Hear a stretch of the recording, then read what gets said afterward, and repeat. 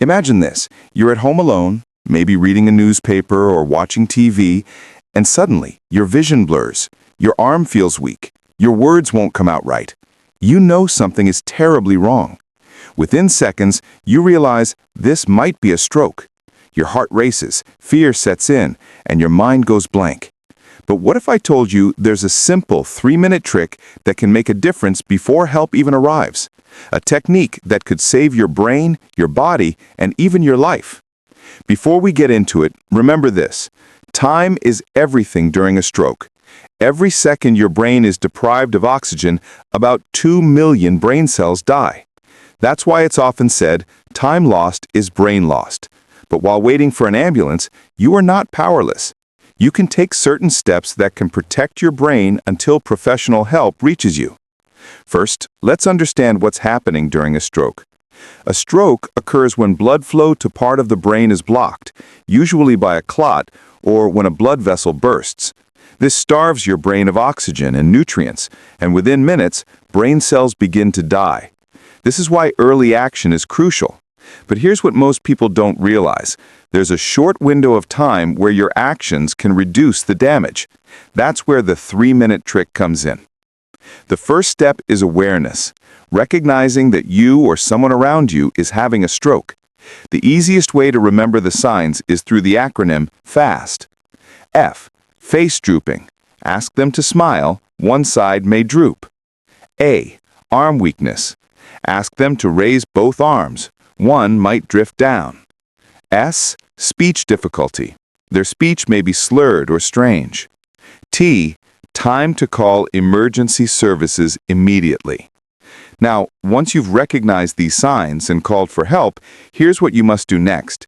Stay calm and position yourself correctly. Sit or lie down somewhere safe and stable. If possible, lie on your side with your head slightly elevated. This helps blood flow more evenly and reduces pressure on your brain. But here's the trick. Deep breathing and gentle jaw relaxation for 3 minutes. Yes, you heard that right. Controlled breathing for just 3 minutes can slow down your body's stress response, improve oxygen levels, and prevent your blood pressure from spiking even higher. Here's how to do it. Take a slow breath in through your nose for 4 seconds, hold for 2 seconds, then exhale slowly through your mouth for 6 seconds. Repeat this cycle for 3 minutes. While this won't stop the stroke, it helps stabilize your nervous system, calms your heart, and may slightly improve circulation until help arrives. Why is this important?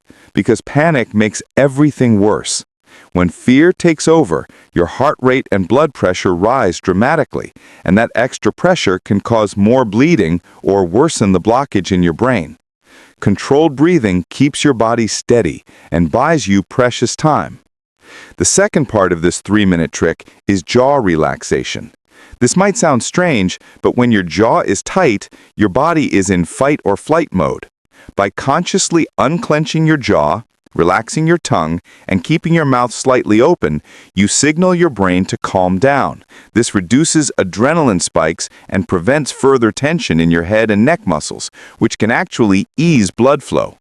So remember this, call for help, then focus on your breath and relax your jaw.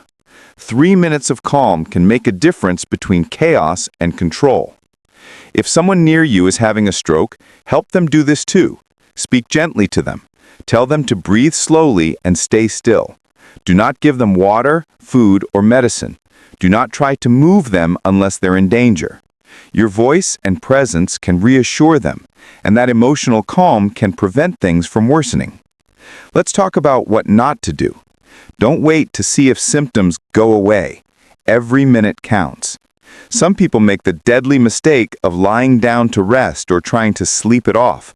That's a fatal error. If you suspect even slightly that it's a stroke, always call emergency services immediately. Another mistake people make is taking aspirin right away. While aspirin helps in heart attacks by thinning the blood, in certain types of strokes, especially hemorrhagic ones, where a blood vessel has burst, aspirin can make bleeding worse.